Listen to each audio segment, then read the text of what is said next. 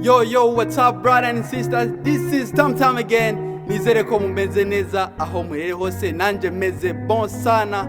Hama inkuru tugiye kuvuga uno munsi, inkuru tugiye kubashikiriza uno munsi, it's all about Bantu Boy.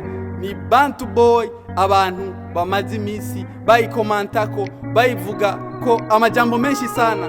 Ni Bantu Boy bavuga ko abafani ba Bantu Boy n'abandi bose bavuga ati abantu bari muri lebo, abaririmbyi bari muri lebo ya Bantu Boy ko bariko baravetera sana, nta kintu bariko barashikako. Amasongi yose basohora atera swata, amasongi yose basohora nta hiti agira.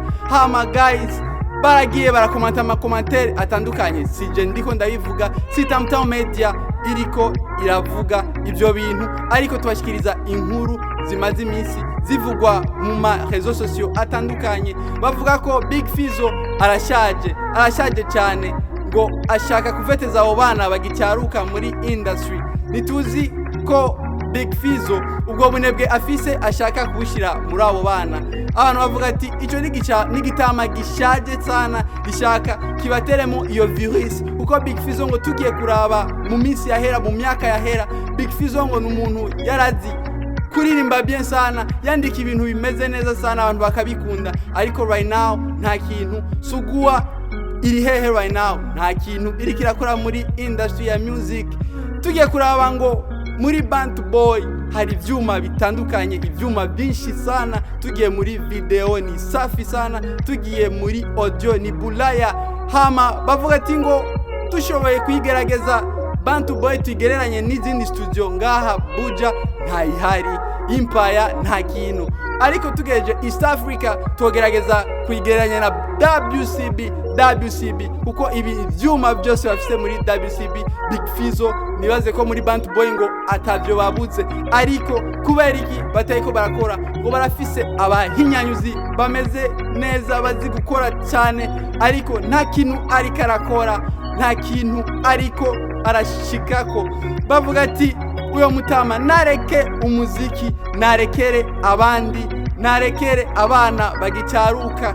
Kandi bivugwa yuko abafans, je ndiko ndabivuga, abafani bonyene bavuga ati ngo nimubabarire basha, ngo wosanga yuko Edite atakimuhonga bien, ibintu biteko biragenda neza, amahera yoba yamuheranye, kuko bavuga ati ngo ijya studio siya Desideratus. Sije ndiko ndabivuga guys, na makomantere ngenda ndasoma impande n'impande, bavuga ko Edite ariwe nka boss lady wiwe, ngo Big Fizzo nta mahera afise sana, ngo aravete sana, yani pocket is empty guys, nta mufuko ukwiye afise. Usanga hariyo imishwano ngo hagati y'umugore wiwe, bigatuma atariko arakora neza muri industry ya Buja Flavor.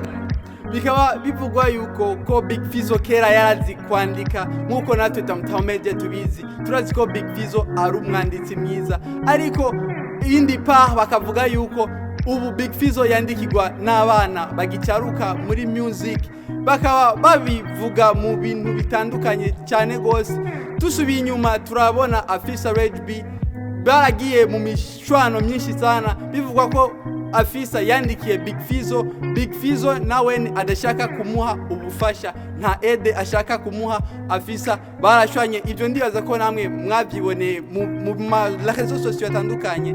Tugiye kuraba kandi nyuma Wawa nawe byaranditswe yuko avuga ati Wawa yarigeze kwandikira Big Fizzo, kandi ikindi kaba kivugwa yuko ko Double J yaje muri Bantu Boy kugira azaramufasha Big Fizzo kwandika. Bivugwa yuko ngo Big Fizzo atabishoboye, but the reason why bavuga ko Big Fizzo ari umutama ya shaje muri music ngo narekera abandi. Ariko twebwe kuri part yacu nka Tam Media turazi ko Big Fizzo ari general, azi kwandika neza, yandika neza cyane gose. Ayandi makuru mutari muzi nuko umuririmbyi Kiriku ashoboye kuva muri Bantu Boy umwanya n'umwanya. Ibyo ni ibintu biko biravugwa mu mpande zitandukanye, ashoboye kuva muri lebo ya Bantu Boy. Kandi inkuru ziko ziravugwa, impamvu zibiri nizo zonyene turiko tumaze imisi tumva ahantu hatandukanye.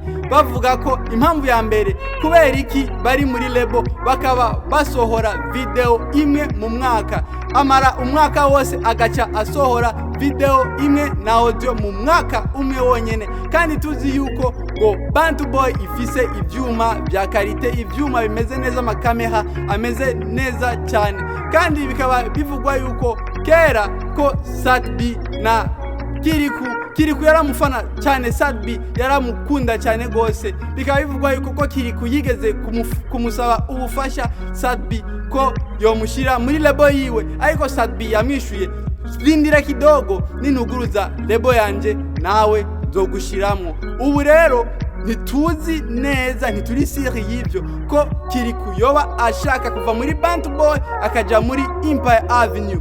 Ivyo ni ibintu biko biravuga mu mpande zitandukanye.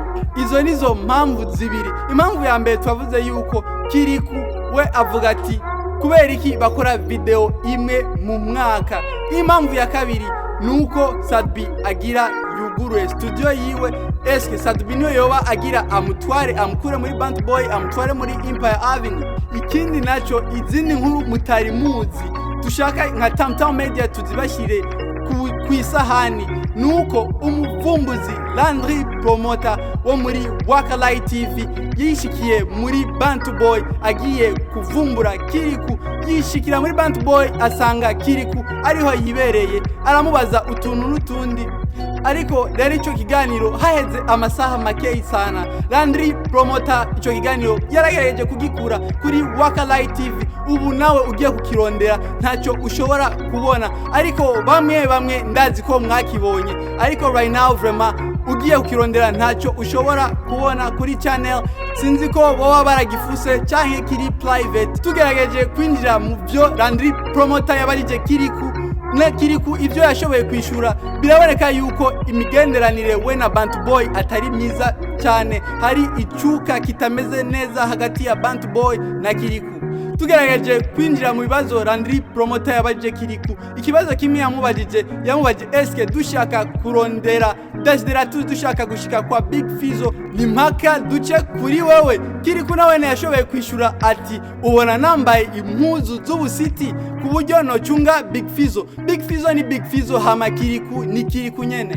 Iyo niyo nyishu Kiriku yashoboye gutanga. Hama mu makomante hatandukanye abantu barashoboye kugira amadiscussion menshi, impari zitandukanye, bavuga ati Kiriku ntiyashoboye kwigenza neza, ntiyashoboye kwishura bien sana, ntiyari kwishura ibintu nk'ivyo mu gihe bamubajije ibintu vya patron wiwe, vya CEO wiwe, umuntu yoba amutwara muri lebo. Haheze amasaha makeyi cyane twaje kubona Landry Promoter kuri Wakalai TV akurako ico kiganiro. Abantu bakavuga ati Kiriku irashoboye kutelefona Landry Promoter avuga ati ico kiganiro gikureko kuko twavuze ivya Bantu Boy cyane gose, hakuvuga ivya Kiriku byinshi cyane. Ivyo nivyo byashoboye kuba muri Bantu Boy.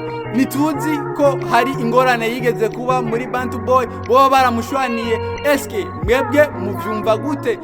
Nuko twotangura kwanza tukarindira amakuru ameze neza ari clear avuye muri Bantu Boy, inyishu boba batanze n'ibintu bigiye gukurikira. Siga j'aime ngaho na commentaire, nibagire kugira subscribe kugira ngo wandanye muronka amakuru ari update ku munsi.